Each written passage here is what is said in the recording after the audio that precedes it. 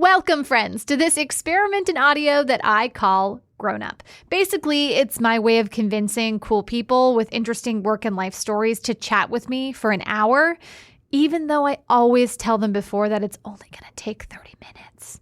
On today's show, hustle and heart personified in a man who will inspire you to get up off your couch and create something, to take that photo, to write that poetic tweet, publish that YouTube video you made and are hiding on the back of a hard drive because you, quote, don't think you're ready, but really it's because you don't think it's good enough. Our goal today is to prove to you that you're wrong. Let's get into it.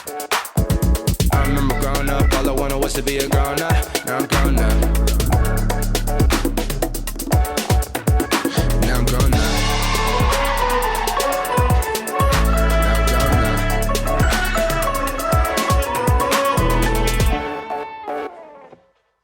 You know, sometimes you set out to do an interview and the person is just so interesting that instead it becomes a conversation.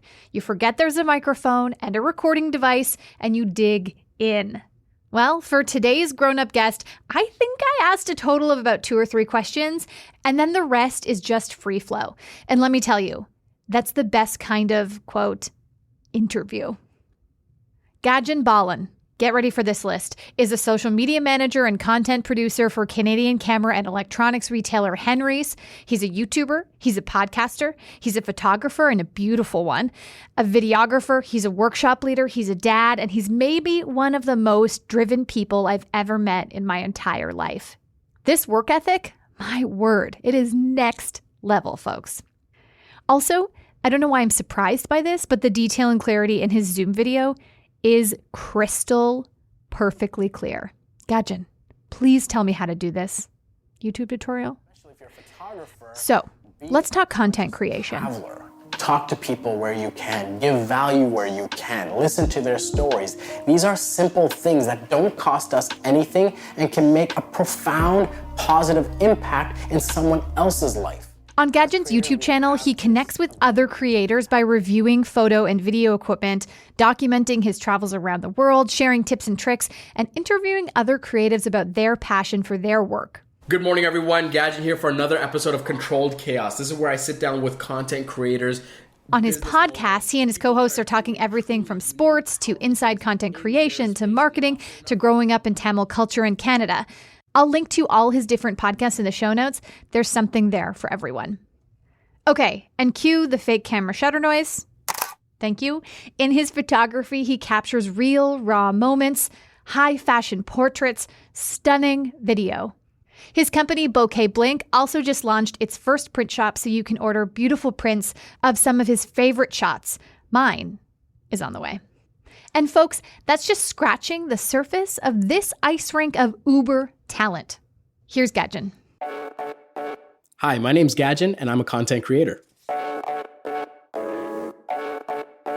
When I was a kid, I wasn't entirely sure what I wanted to be. I was often attracted to many different things, and it changed as often the seasons changed.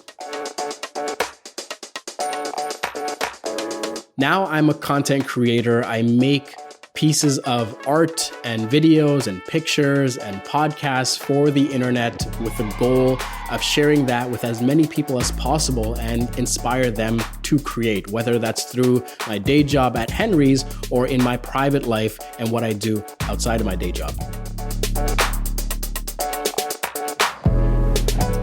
The day-to-day in what I do is very dynamic, I guess you can say is the best word, where I schedule things, I task certain things, but there's always a good amount of creating something or moving a project toward its finish line. Very seldom do I start and begin a piece of art in the same day. I'm also interacting with people online on social media through my day job and making sure that they are being heard and that we're helping people as much as possible there. And there's a good amount of me investing in myself. And when I say that, it is through reading, it is through tutorials, it is through me sort of confronting any truths that I think I might have, to put lightly, but really finding a way every single day to invest in myself.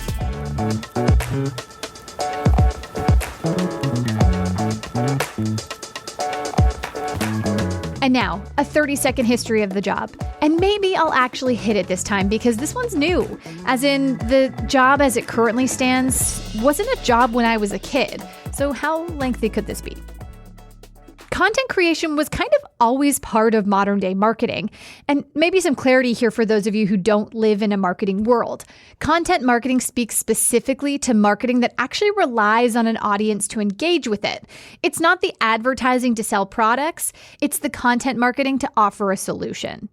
For example, it's not the John Deere ad in a magazine. It's the actual magazine launched by John Deere as a resource for farmers. So, let's start there. In 1885, John Deere launches The Furrow, a magazine providing advice and information to farmers who are looking to improve their business and drive profit. The magazine's outward purpose is not to sell John Deere equipment. Instead, it's about cementing John Deere as the experts in their field by building trust and offering real resources that resonate. In the years that follow, publications like the Michelin Guide or Jell-O releasing free booklets of, quote, bestseller recipes for making Jell-O dishes all count as content marketing. The list goes on. Then, in the 1920s, radio makes it possible to create content for consumers with airtime created by brands and broadcast over the airwaves. Department stores, soap brands, you name it. Today, let's listen in on a couple of young housewives talking over the back fence. Say, that's a mighty white wash you're hanging out. You're using one of those new suds I've been hearing about? Something even better. I'm using deep cleaning Oxidol. The 50s and 60s bring the Mad Men era of advertising that really mostly focuses on like that advertising to sell products rather than content marketing to sell solutions. So we take a wee break on content creation for a little bit. And then TVs arrive in most homes across North America by the 60s and 70s, making content marketing hot again with big brands who can interact with consumers in a brand new way, in a branded way. And then the 1990s.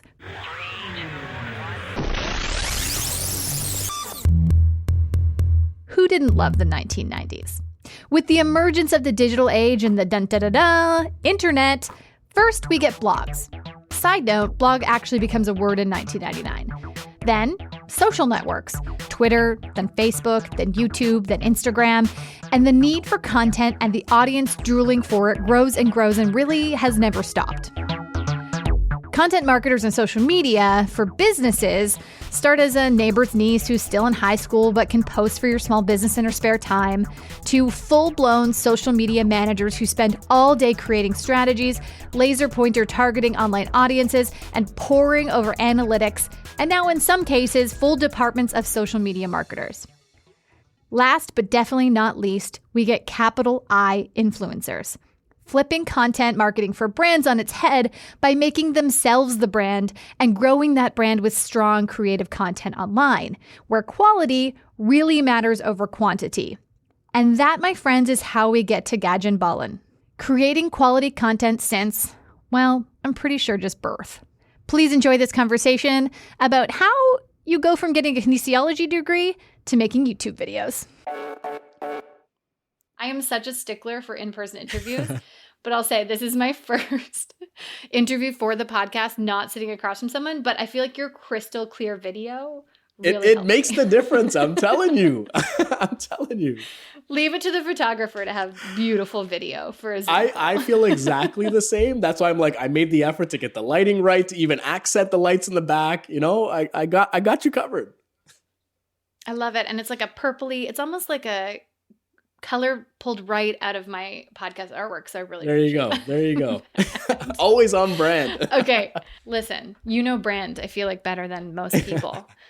So let's talk about brand. I mean, is brand super important? Like, are you thinking about your brand all the time? Like, I don't think a lot of people, you're in kind of a unique position where I don't think a lot of people ever really have to think about their personal brand unless they have a business that's kind of branded by them. But I feel like almost in everything you do, like the stuff you do for your work at Henry's, the stuff that you do in YouTube and podcasting, like what are you thinking about or how do you come up with a personal brand and decide, you know, how that carries through?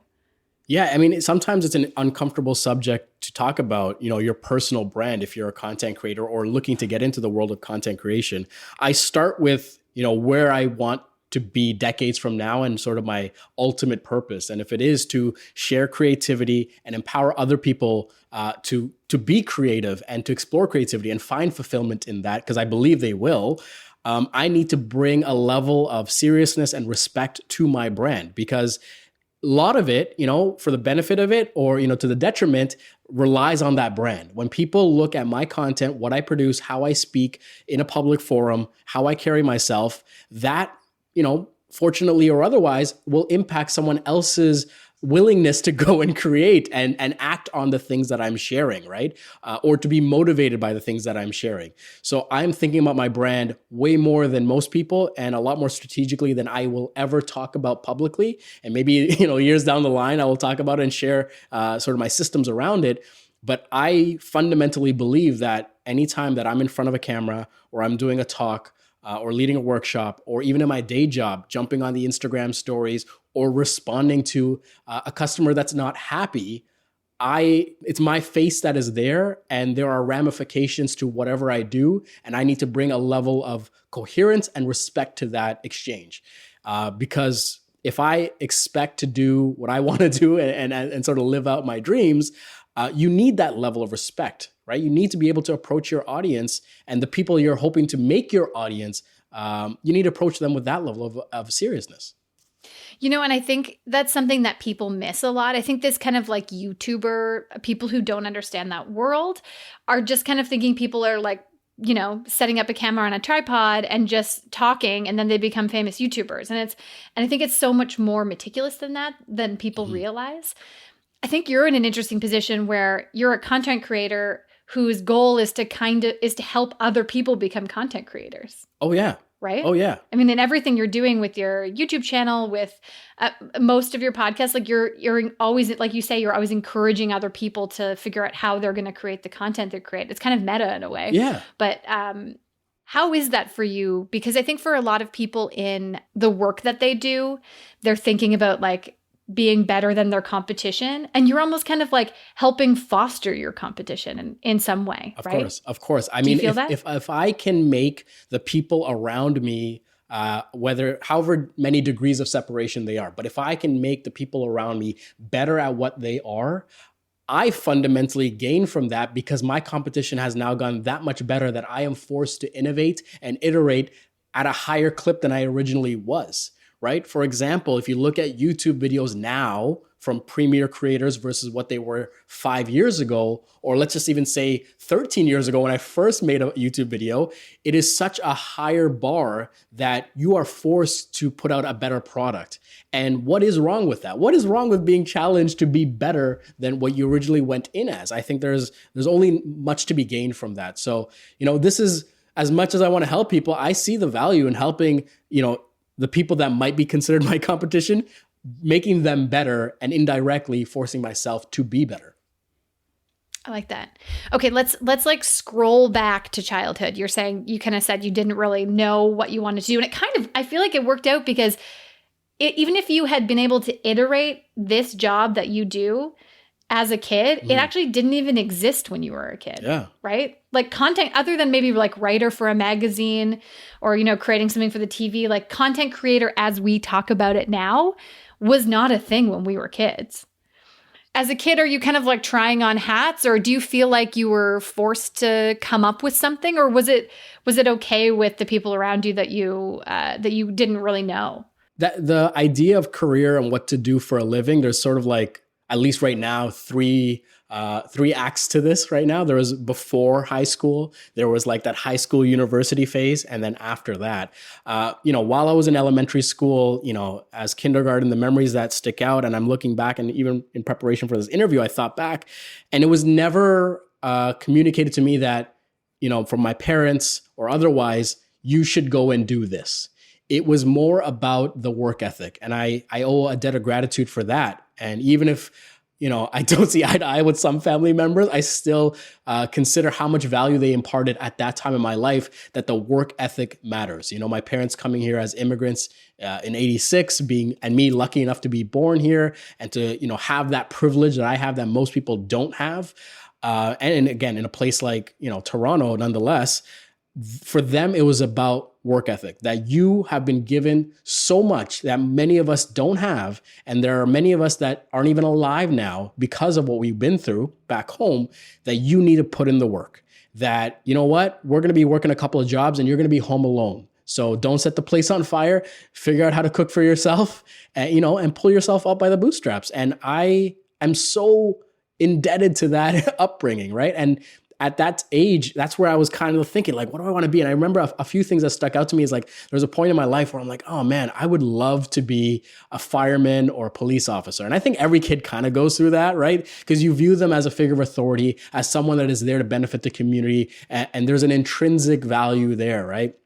And then as I sort of, moved up in grades, I liked drawing a lot. I loved sketching. And I thought, well, what can I do with this? And I'm like, I remember feeling shame at that age of like, well, I can't be a comic book artist or a painter because I don't think my parents would be happy with that. So what can I do that would make them proud? And architect stood out to me. I'm like, man, if I could design like cool buildings and build houses back home, like how proud would they be? So that those two were the ones that really stood out, when I was looking at a young age what I wanted to be. And then moving on to high school, everything changed. Doesn't it always? Isn't that what high school is for? Oh yeah.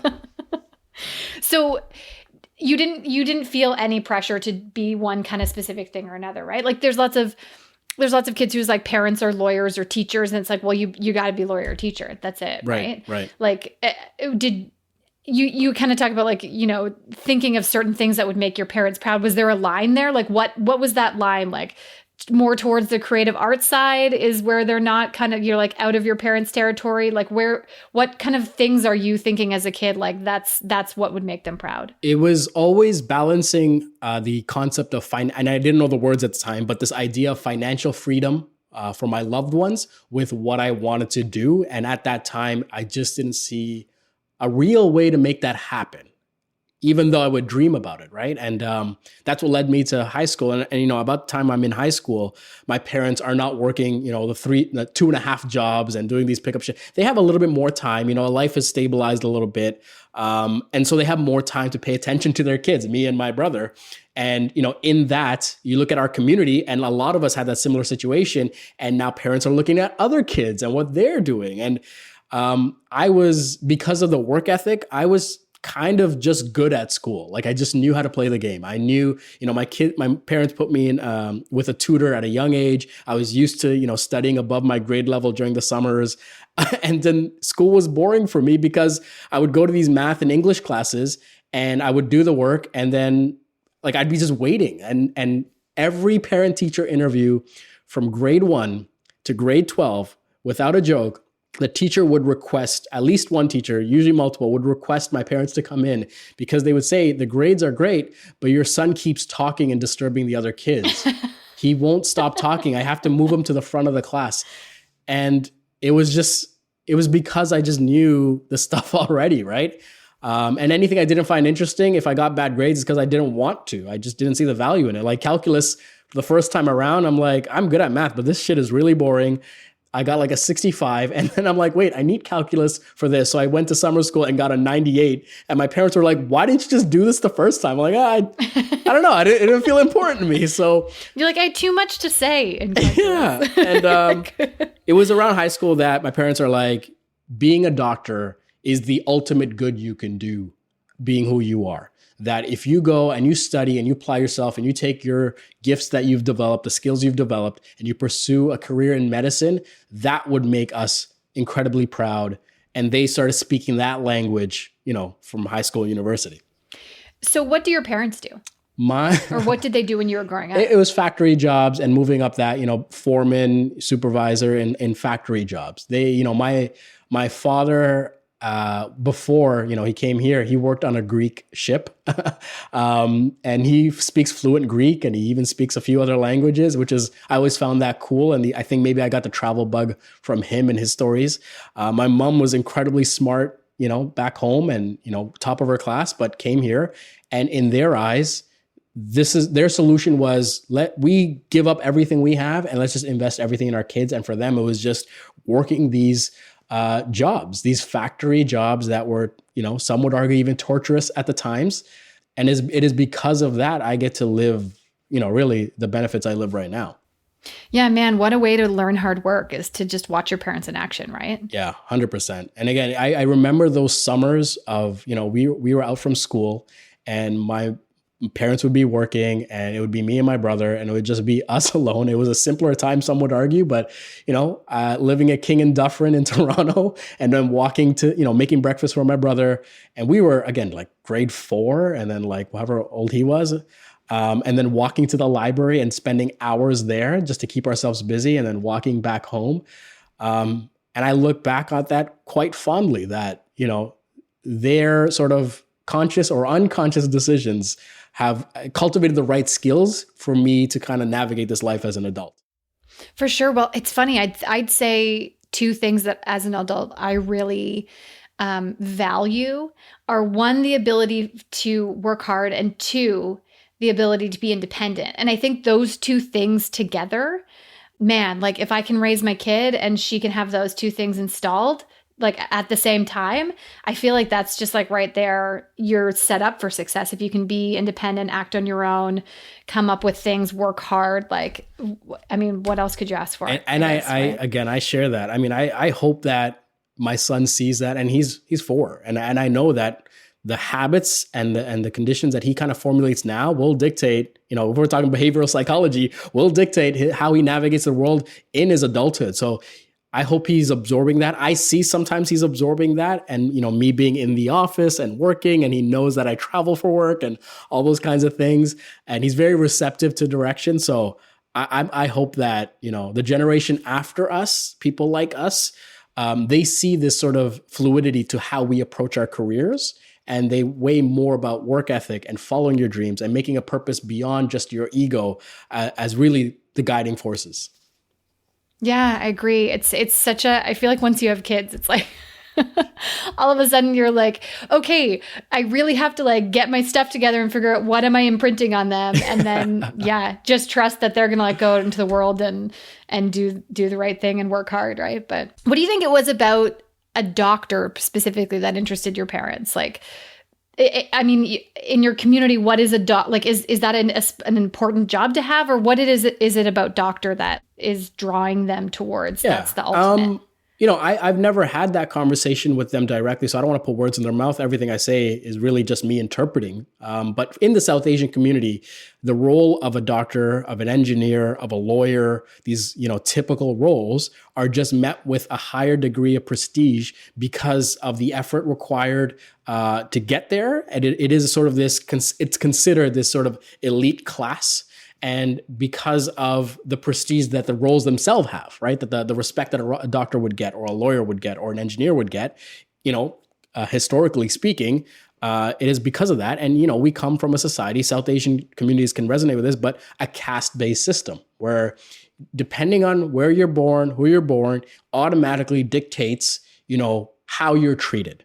That still in the world, it is not as prevalent as it used to be, but still in the world, there are people that are considered untouchables. And because of that, they cannot work or aspire to do certain jobs. And there are people that are born into families that are typically fishermen. And so you have to go and become a fisherman. And you can't aim higher than that. And I live in a privilege because of where my parents were born, that we had more freedoms. But because of that, when all these things are happening and people start to emigrate and move out to other countries, and the Tamil community, our diaspora kind of setting roots in other countries, you kind of have this little bit of a reset. We're like, wait a minute, we can kind of escape this caste system and we can work hard and really create a new life for ourselves. But that's also, if you look at the people, such as my parents, that are born into a higher class, that were born into what would consider a good class, they feel a sense of competition. Like, whoa, our kids got to make sure that they work because, we can't let these other people get better than us. And that's where the comparisons come into play. And like, look at this, what this family is doing, and look at what that family is doing. And so much of what I do is trying to destabilize that. And I know a ton of people that are doing it better than me, and, even to a much higher degree than me, but let's destabilize this idea that you're born into a caste, that you sort of owe it to the system, you know what I mean? But I think, to kind of put it simply, I think for them, it was about the prestige, the respect, the job security that in their eyes, that if you are a doctor, you always have a job. If you are an engineer or if you can solve problems, you will always have a job. I think it was more about that. You know, when you say you want the best for your kids, you interpret it through your own lens on what the best is. That's how you measure it. That's all you know, right? And for them, it was that. Okay, so when you're in high school, is doctor even something that you feel drawn to? I feel attracted to it because I see the micro success I'm having in education. And I feel like, well, if I just scale this across 10 years, then I guess I'll have a job. I'll have good money. I just, I hate to say it, but it just felt easy. Like, you know, I'm so naive at that age where I'm like, yeah, just work hard, study hard, become a doctor, and done and done. And I didn't consider for a long time truly what made me happy. I was so driven by what can I do for my parents and as a result do for my community. And later in high school and, you know, in the first couple of years of university, I'm like, man, it'd be amazing to kind of become that doctor and go back home and give value back, you know, in a more direct way. But it was jaded. It was always like, yeah, just take your work ethic and, you know, compound that over 10 years and you're good. You're listening to Grown Up with Avery Moore-Kloss.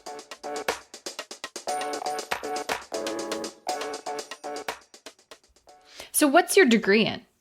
It's a specialized honors degree in kinesiology and health science, which is just a fancy way of saying I went to university for 5 years and got grades that are B+ or higher, and I should know some stuff about that. And do you? I know a good amount when it comes to me. My memory, I have very tough times recalling things if they're not fundamentally important to me. I'll forget names very easily, more than the average person. I'll remember some bits and pieces from certain courses, but it's not until something kind of strikes that to me, like I witnessed something, I'm like, oh, right, like we studied that in, you know, intro to calculus, or we studied that in our advanced statistics class. Like, I'm not one of those people that can just kind of start rhyming off these things if someone asks me for nutritional advice or, you know, how I should go about my day. But you know what? I'm a big fan of believing that no matter what, whatever you take in school, even if you don't end up doing that, it's always finds a way to be applicable somehow.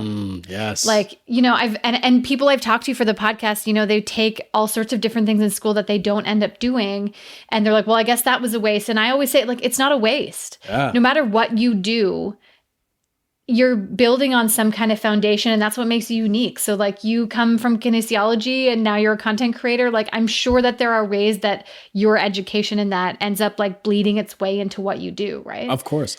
I mean, at that time, I just decided, I'm like, I'm going to finish this degree, and I don't lose sleep over right, wrong, or, you know, should I switch to another major? I just said that at that time, I'm going to finish this degree. I'm going to prove to people that I can do this, give that $30,000 piece of paper to my parents, and then figure out what I really want to do. And I look back and I am so glad that I went through that experience, because being expected to work at that, you know, that was an intense program. And, you know, people like to sort of attribute, you know, this university is more prestigious than this and blah, blah, blah.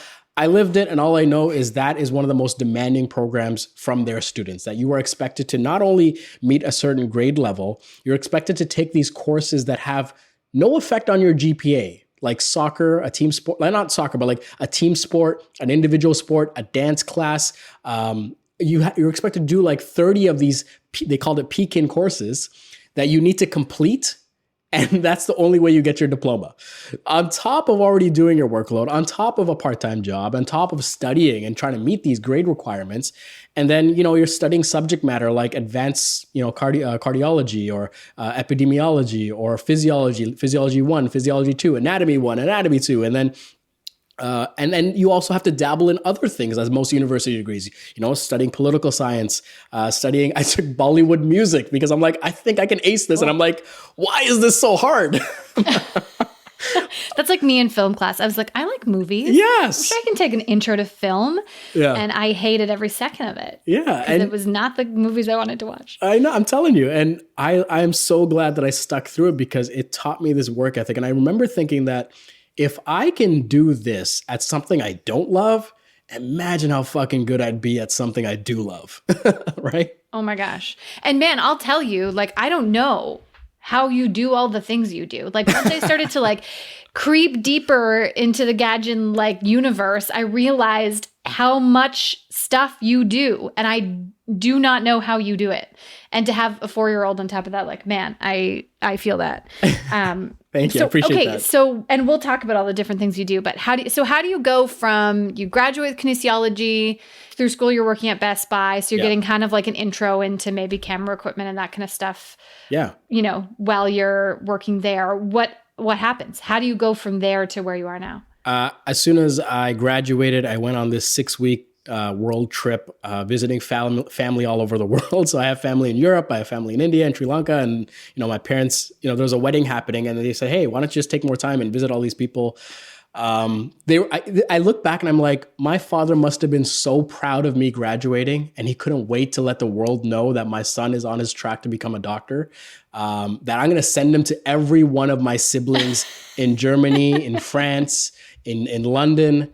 And I look back and I'm like, that's exactly what he did. Because I went for 6 weeks, went to India, went to Sri Lanka. I got a real nasty bug in India that almost, it put me in a hospital. I lost about, 15 pounds. And yeah. And I remember visiting family and kind of like them all being just like, "Oh, your dad told us this. Your dad told us this." I'm like, oh boy, if you only knew. And, long story short, I came back and I'm like, okay, how can I approach this? I'm not even sure what I want to do, but I think I want to be a photographer. I think that's like pulling on that thread will lead me in the right direction. So I thought, okay, Best Buy has amazing benefits. I'm doing good at it. I'm just great at talking to people. My numbers are crushing it. What if I just kind of focused on this, build some, financial stability, and then, get that house, get that wife, get that kid, like kind of get that solidified so the parents are like satisfied, quote unquote, kind of tick those boxes. And then once you kind of establish that, in the undercurrent of all this, build that little empire, right? Where I go and develop this photography business and start doing photo shoots and start whatever may become, and then eventually supplant that full-time job at Best Buy. And what ended up happening is I looked at concert photography because I loved hip hop, and, we shot Kid Cudi, and he brought out Drake before Drake even had an album, and the Wu-Tang Clan. And, we saw all these amazing artists back in 2008, 2009, before they were as big as they were now. And it was so good, but the money just wasn't there. The industry wasn't as mature as it is now. And then wedding photography, that's, really where the money was. So I went into wedding photography, made a great business. Allows me to live kind of the life I have now because of how early I got into it. And I just realized, fuck, I hate shooting weddings. This was like 4 or 5 years ago. And I'm still working at Best Buy at this time, right? And I kind of realized I gotta be a little bit more honest with myself. I can't be just guided by finance. I can't just be guided by, a certain bank account number. And it wasn't until 2016 that I fundamentally kind of changed and confronted who I was. And I kind of had this purpose of like, okay, what if I wanted to change the world, if there was like really fulfillment there, how would I approach that? And for me, it's like, well, if I can make a living creating content that I want to make, truly that I want to make, that it's not a bride or a groom or what they expect, what I want to make, how would that start? And I thought, okay, I need to get a job. As great, as amazing as Best Buy was, and how quickly I climbed it, and what they afforded to me, and being able to travel across Canada with them, like they gave me so much. I realized like that wasn't the right job. I've maximized that potential there. I've kind of hit that ceiling. I need to be in a place either that is easier in the sense that it's a 9 to 5. I go in, I'm in front of a computer, do my shit, and get out. Where there isn't that sort of burden of like working on weekends and evenings and talking to people. Or find a job that will allow me to cultivate the skills to my long-term goal. And I remember getting, and again, I'm going through this process, applying for jobs, and it was between Henry's and an ADP, which is a payroll company. I remember, I'm sure you're aware of ADP. Yeah, I've seen it on a check before. Yeah. Hey, there's a good chance. I mean, my check from Best Buy was ADP at the time. I remember our HR manager, who she's still here. She's a director of HR now. her calling me is like, hey, can you let us know? Like, and I'm like, I'll let you know Monday. And I was just deciding between these two decisions. And ADP, which was like way more benefits, at the time, better pay, and a level of comfort and security because of how huge they are. Or this sort of like, even at the time in 2017, a small, medium-sized business, privately owned, not the same benefits, and really doesn't have that brand awareness as it used to. And I told myself, I just rolled the dice. I'm like, you know what? I got to just invest in myself as much as possible. And I think Henry's lines up with that as much as possible. And I went into Henry's as the national sales training manager. So my role wasn't in marketing. I didn't go to school for marketing. It was training and development. And I was quickly in charge of building the training and development strategy for all our employees across Canada. I got to move their online training system to a new cloud-based system that you can do from anywhere. I was proud of that. And all throughout that, I was like, I'm going to get my foot in the door in marketing. I'm going to get a job in marketing, and I'm going to find a way to turn this awesome job at Henry's into my dream job and do it through, my work ethic. And hey, you did it. Yeah. Yeah. So good on you. I mean, I think that a lot of people get really stuck in their minds of like, okay, I didn't go to school for marketing. So like, who am I to apply for a marketing job, or who am I to like be in the marketing department? Yeah. And I think the people who end up doing so well in roles like that are the people who didn't go to school for that often, right? They're coming with a different background. They're coming with fresh eyes. They don't necessarily know the specific strategy that you're supposed to know, or those kind of things that you learn in school. But often it's like the people who have work ethic, the people who can work independently, that don't need you to handhold them and have a passion for it, end up being the people in marketing that do really well. Yeah. Right. Yeah. Which I think is why a lot of content creators, just like even indies, like, Instagram, YouTube, all that kind of stuff, same thing. It's not like, a really successful YouTuber went to school for video production. Yeah. It's that they can work independently. They can work hard. They know the message they want to get out there, and it works. Right. Yeah.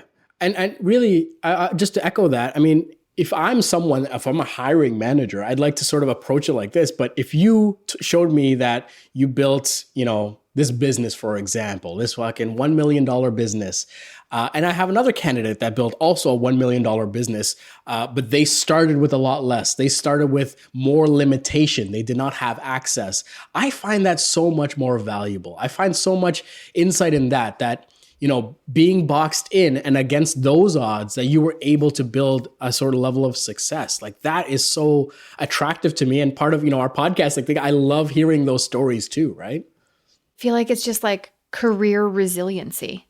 Yeah. Yeah. Right. I would agree. Like, who's the candidate that's faced the most challenges and, smoothed them over? Yeah. Right. That's a skill you cannot teach. You cannot teach someone to be a resilient person and to grind through it and like hustle hard. You can't teach that. I love the word resilience. And, I wonder if people think in this way, but like when I think or visualize certain things and like metaphors, like I just think about, bamboo trees, or like trees that just have this sort of bend to them, that when the winds are blowing and really, really hard, that they are just sort of effortlessly bending and adjusting, right? And, Bruce Lee talked about, to be the cup, to be the water that fills the cup. The water doesn't decide, right? It just fills whatever container you put it in. And there's so much power in that you're not looking at the limitations. You're not sweating over the likes, the numbers, or whatever it is. You're adapting to the variables around you and finding success in whatever manner you can with them. Yeah. And I think even in that vein, like something I think about a lot is what I'm always trying to do is just start before I'm ready. And I think that's in the same kind of line as resiliency, as in this idea that like there's so many people I think that get so caught up in like, it's not perfect, it's not ready, it's not the right time. And the people that I find now in this kind of content creation world who are doing really well are the people who just started and didn't give a fuck and just like went and said, I'm just going to try it and see what happens, like throw a bunch of stuff at the wall and see what sticks, and I'll go with that. Yes. And that's kind of like turned into the world we live in, this kind of like internet-based world where like you don't have to have a degree necessarily. Yes. if you are talented and you're passionate and you throw enough things at the wall, eventually something's going to stick. Yes. And that's enough. Like you can make a living off the thing that sticks or the 3 things that stick, right? And I think it's so easy to get caught up though in the like, oh, I can't, like I can't do it now. It's not the right time. I have another job. I don't have enough time. Like that's all garbage now. Yeah, exactly. And, part of that is the gatekeepers, their power has been relinquished. Technology has been democratized. Creative technology has been democratized, and it hasn't been as accessible as it is now to get your content out there and to produce and to share and all those kinds of things. But inherently, like I encounter so many people, whether it's, at a workshop or just in passing, that are like, oh, I would love to do this. And, part of me just look at them like, well, you're not gonna, you know what I mean? Like I might say it directly or indirectly, and it's not to be cynical or negative toward them, but for what I like to think is I like to think that I can see purpose in people. And when you encounter people that have figured out what their purpose is, then you know that when they say they want to do something or are going to do something, they are going to act on it. And it is a totally different energy, not to get all woo-woo, but you can feel that exude in their speech when they know what their purpose is. And more than anything, if people are listening and looking to find what their career or calling is trying to find that purpose and being able, and then, we'll talk about this at length, but being able to kind of act and do things and explore mediums and that sort of thing, that will ultimately decide, whether you decide to put in the work or not, having that purpose. Yeah, it's so true, isn't it? I don't know. What I really like about your story, which I think a lot of people miss, is I also recognize like to have the privilege to go after a job that is like within your passion. I feel like a lot of people don't have maybe the bravery for that, or like they're in a job they have to keep for, to pay the bills. But I think that one of the things I really appreciate about your story is this idea that's like, okay, I figured out what my passion is, what I want to do. Yeah. Obviously, like it's hard to just go out independently and create something from it. But if I can get a job where like, the people around me are in this world, it's like closer, I'm working a full-time job where it's at least in the vein of what I know I want to do, so that I'm, you're not going to work to like punch a ticket and then you're going home and spending all night on something else. Yeah, you can actually like build through your work things that are helping with the, things that are helping push you towards the like big dream stuff. Yeah. I think that's such a interesting tactic to go after that a lot of people miss, is this like, okay, if you have to have a full-time job to support the other creative content stuff you're doing, at least try and make it a job where you're inspired by the work you're doing, where it's like in the same line, right? Yeah. Like, do you feel like that's something that's repeatable for people, or is it something now that you're doing and that you would suggest to people to do? Oh, I apologize in advance for how much I'm going to talk at length on this idea, but I really think it's important. I want to snap your fingers as you were talking, just to kind of echo and celebrate what you're sharing. But I do this exercise with a lot of people, and if I ever call myself a life coach in the future, please like slap me, because I do not want to become that. But that being said, I do have this exercise that I do with people, and I sort of share where I'm at. I defined what my purpose is. And for me, it is creativity shared in empowering other people to create, because I believe it'll bring them true fulfillment and value to their lives. And when I look at what do I want to do for a living, decades from now, I want to create powerful, meaningful pieces of art about my community, about my people, and look to preserve our history, our rich history, really. That's what I want to do for a living decades out. And if we look at our lives almost from the third person, almost sort of like above our physical existence.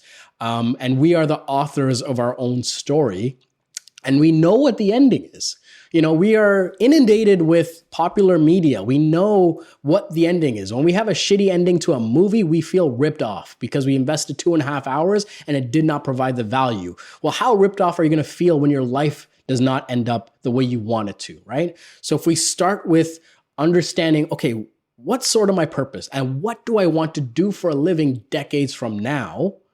And you don't have to be right, but just be honest and confront your truths, right? Confront what you feel. And this is going to take some deconstructing, because you're going to have to peel yourself apart. You're going to have to question everything. You're going to have to ask yourself why 5 times. Because if it comes back to money, to ego, to power, then you're probably on the wrong path, I would say. Once you sort of establish that, and let's just say you find out where you're at, and this took me years to figure out, working backwards, I looked at what are the things that me, the protagonist in my story, what can I do 4 decades out to put me in the best position for success?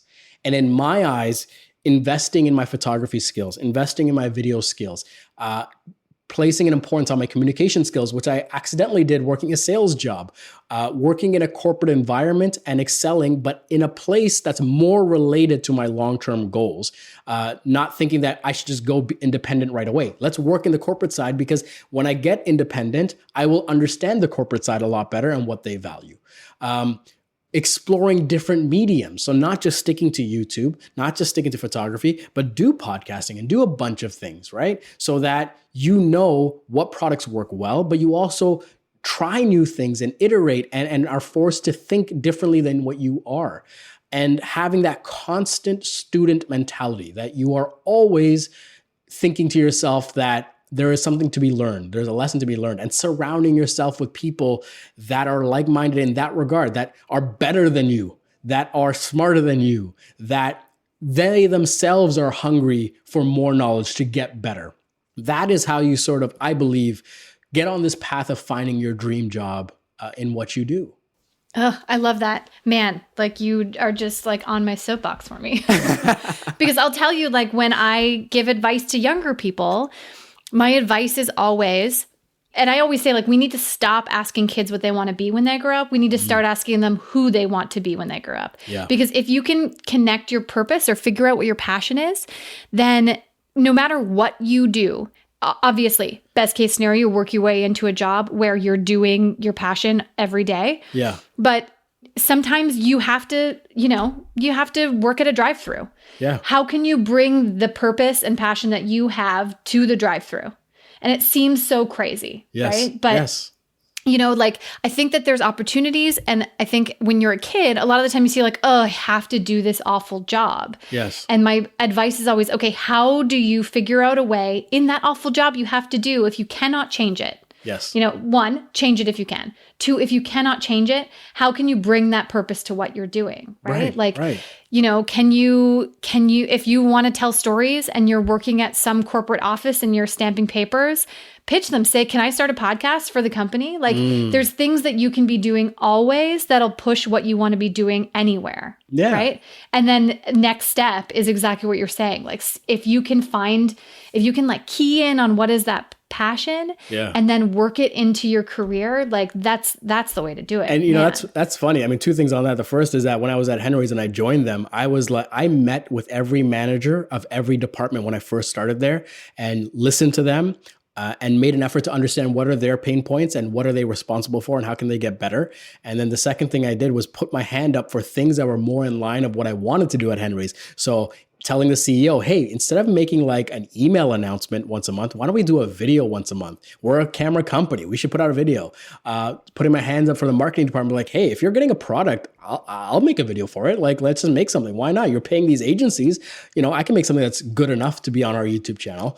I think there's so much, value in that. But on this idea of like kids, it reminds me of a study that we learned about when I was in university pedagogy and early childhood development, is that parents will often that are sports minded will take their kid and say, okay, honey, I want you to be the best golfer. I want you to be the Tiger Woods of golf. Okay. And you're going to start golfing at a young age, and they specialize from the young age.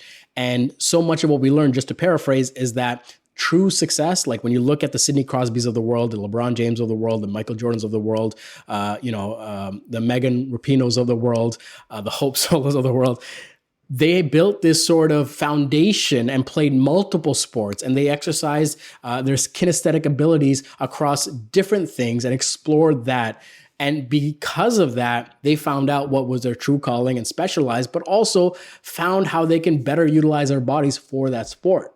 You know what I mean? And this study goes on to say that, we should question this idea of early specialization. So what does this have to do with your career? What a foolish idea to expect a child in the first, 8th of their life, maybe the first 7th or 6th of their life, to decide what the majority of their life should look and feel like, when they haven't even yet experienced enough. They haven't even had enough failures under their belt. They haven't even understand their own worth and what they can give to others and impart to others. And in fact, our own environment is changing. What a foolish idea. If I told to you, Avery, you know what? It looks like the Toronto Raptors are playing the Lakers 5 years from now. Would you want to bet on that game and just put your life savings there? Because I think the odds are pretty good if we're playing good now. And, that's what we see as parents. We're like, oh man, my kid is such a bright toddler. He would make an amazing doctor. And what such an ego-driven thing to say. And I think more than anything is to look at our child. And by no means am I virtue signaling here. I try to be better every single day. But I'm saying how I approach this anyway is that if we can prepare our children with that resiliency to be open, to be good communicators, to be truthful, not to just others, but to themselves, to seek out new information, to challenge their conventional thinking, preparing them for that and building those foundational skills will allow them to specialize and specialize good at what ultimately they think they see themselves doing. So true. Okay, I'm going to ask you a super cliche question, but I think you're going to have a good answer to it. Okay, so if you could go back and give, let's say 13-year-old Gajan. Yes. Advice, what would you say? Never veer away from the truth, and it would be something along the lines of be the ultimate truth, live out your ultimate truth with yourself, with others, and give an honest response, not to hurt feelings, but give an honest response where you can. And if you cannot think of an honest, truthful response, then don't say anything at all. I never think, I should have done this in terms of decisions. But I think about sometimes, oh man, it would have been great if I had a mentor at this time tell me this thing at this time. Oh, imagine how much better or far along my journey I would be. I think that would have been the greatest thing. And to hear that from someone of authority, from my community, I think would have been the most powerful thing, that instead of seeking the truth and validity of others is to start intrinsically, kind of asking myself this question and starting that earlier. I don't think people hear that enough. I don't think people challenge their conventional thinking enough. I don't think people are open to challenging. I think they're afraid to find out who they really are. I think they're afraid to, sort of find out the skeletons in their closet. And I think that more than anything, the world needs that right now. And you know what? I think that often this happens a lot. We give kids close-ended advice, right? Like based on my career, here's the thing you should do. Yes. Instead of hey, the best advice I can give you, like you're saying, is be open, the kind of advice is be open to everything. Look through it with your own lens and decide what to do. Speak your truth. That kind of advice, I think, is what kids really need. Yeah, instead of this advice, get the job that makes you the most money. Yeah. And I think that is often because, at least what I think it is because the people that are often giving this advice are trying to validate their own decisions, as opposed 100%. to someone that may have questioned their own decisions and lost sleep over their decisions and confronted their decisions will give you different advice, because of that. So true. Yeah, just being vulnerable enough to give kids real advice rather than the advice that, you got from a mentor one day and it worked out for you somehow. Definitely. It's so true. Well, Gajan, thank you so much for doing this. I think you have such a passionate way of talking about things that there's zero question in everything that you do that you're not being authentic. And I think that's so important when it comes to content creation, because I think you think about YouTube and maybe less so podcasts, but this idea of authenticity in content creation is often sometimes in question. And everything I watch of yours, it's completely authentic, Gajan, and I appreciate that so much about you. Thank you so much. I truly appreciate you saying that. And it's something as, it is like a compass for me. And to hear you say that in the short time that we got to know each other, I truly, truly appreciate that. And it's something that is very, very important to what I do. Well, I will link to all of the things you do in the show notes so that people can check it out. But man, your photography, I don't even know what to send them to first. Photography, YouTube, podcasts. You know what? All the things. just hit me up on Instagram. There's a link in the bio, and whatever you find appeals to you, you can go that direction, whether it's the YouTube channel, the photography, the podcast. There's a whole plethora of stuff that are targeting different audiences and different people in different times in their life. Just hit me up on Instagram. Instagram is probably the best way, and whatever appeals to you, enjoy responsibly. And if you do follow Gajan on Instagram, you will be blown away by how hard he actually works.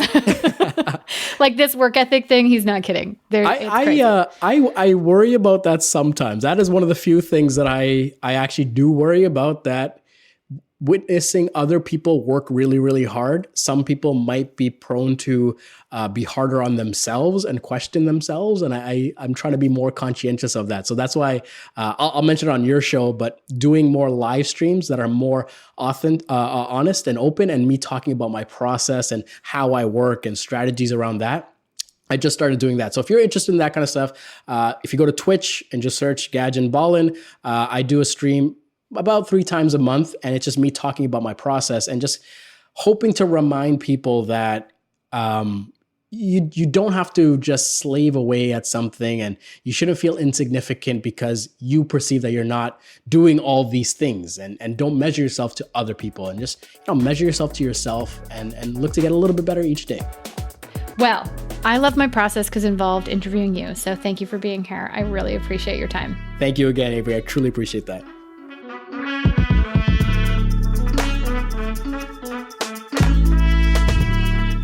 Thank you for listening to Grown Up Friends. For more information on Gajan and how you can follow him in all of the places, please see the show notes or hit him up on Instagram at Gajan Balan. I promise you one day you will just be able to Google the word Gajan and every single result will direct you towards Gajan Balan. To follow Grown Up online, just follow me at Avery Moore Class everywhere it counts. And if you want to send your friends this podcast, I'll mail you some Pop-Tarts as a thank you. Hit me up on grownuppod.com. And that's it. That's all. See you next time.